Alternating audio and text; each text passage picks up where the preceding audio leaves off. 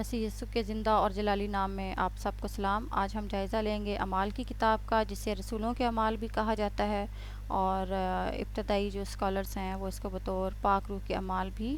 متعارف کرواتے ہیں۔ اس خط کو 62 میں لکھا گیا، اور اس کے جو اندرونی شواہد ہیں یعنی کہ تحریری جو شواہد ہیں وہ ہمیں بتاتے ہیں کہ اس کا مصنف لوکا ہے۔ اور لوکا بے شک مسیح یسوع کا شاگرد نہیں تھا، لیکن اس نے پطرس اور پولس کے ساتھ مل کر خدمت کی۔ صنف کے اعتبار سے یہ تاریخی کتاب ہے، اور اس صنف کو ابتدائی ادوار میں استعمال کیا جاتا تھا کسی شہر یا کسی شخص کے کارناموں کو بیان کرنے کے لیے۔ اس کی پہلی آیت میں ہم دیکھتے ہیں کہ لوکا تھفلس کو مخاطب کرتا ہے، لیکن ہم اس بات کو سمجھ سکتے ہیں کہ آج کی کلیسیا کے لیے بھی یہ کتاب جو ہے اہمیت کی حامل ہے۔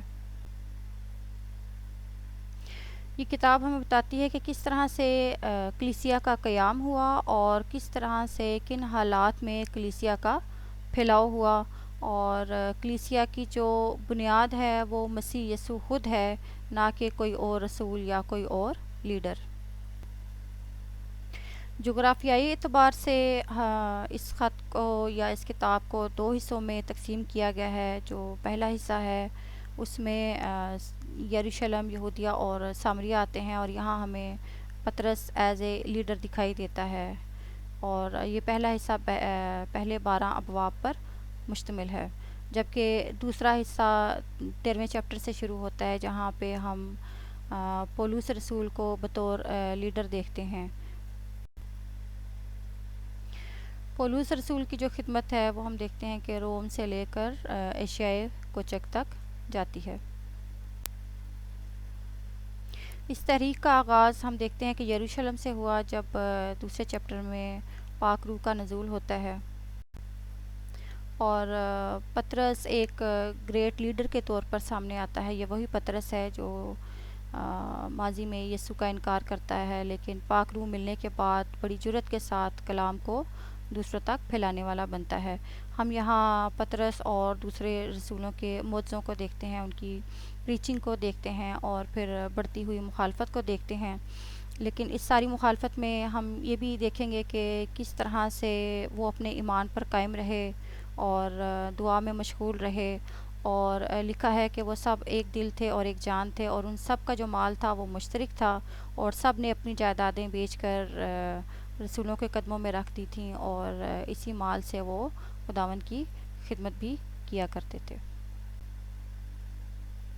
یہی خدمت جب سامریہ کے علاقہ تک جاتی ہے تو ہم پہلا شہید دیکھتے ہیں جو کہ استفنس ہے، اور اس کے ساتھ فلپس بھی ہمیں خدمت میں دکھائی دیتا ہے،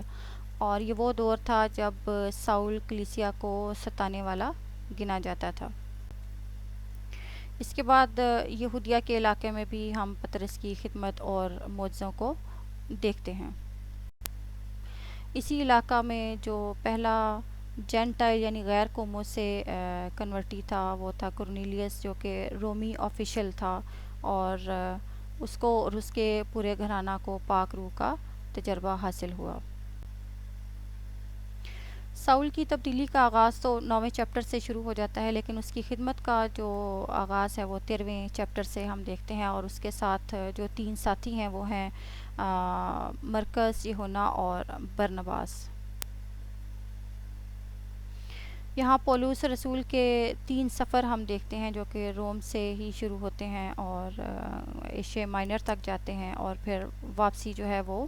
روم میں ہی ختم ہوتی ہے، جب اس کو قید کی حالت میں نظر بند رکھا گیا، جہاں وہ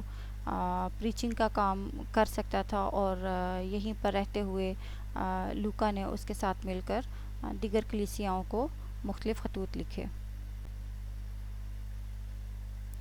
15ویں چیپٹر میں ہم دیکھتے ہیں کہ یروشلم کا اجلاس ہمیں ملتا ہے، اور یہ اجلاس آج بھی کلیسیاؤں کے لیے مشعل راہ ہو سکتا ہے، جبکہ تمام شاگردوں نے مل کر یہ ڈیسائیڈ کیا کہ کس طریقے سے کلام کا پھیلاؤ جو ہے وہ ممکن ہو سکتا ہے، اور یہ طے کیا گیا کہ یہ ضروری نہیں ہے کہ جو نئے ایمان لانے والے ہیں وہ تمام یہودی روایات پر یا شریعت پر اس طریقے سے عمل پیرا ہوں، اور اس بات کو ان تک پہنچانا ضروری ہے کہ ان کی جو نجات ہے وہ شریعت پر عمل کرنے کے وسیلہ سے نہیں ہوئی، بلکہ مسیح یسوع پر ایمان لانے کے وسیلہ سے ہوئی ہے۔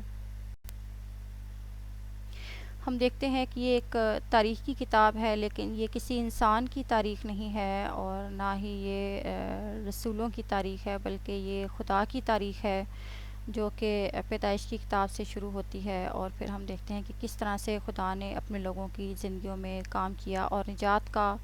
جو منصوبہ ہے وہ کس طریقے سے اسرائیلیوں سے شروع ہوتا ہے، اور پھر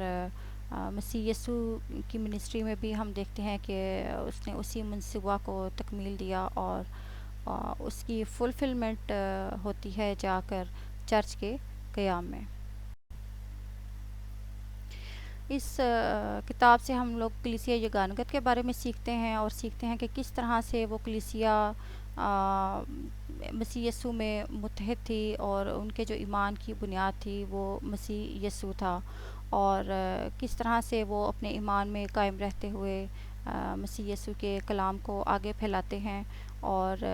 کسی بھی طرح کا خوف ان میں نہیں پایا جاتا، یہاں تک کہ وہ اپنے جانے تک دینے سے گریز نہیں کرتے ہیں، اور کلام کی سچائی کو پوری ایمانداری کے ساتھ، پوری سچائی کے ساتھ دوسروں تک پہنچانے والے بنتے ہیں، اور اس کے لیے وہ کسی بھی طرح کے نتیجہ کے لیے ہر وقت تیار رہتے ہیں۔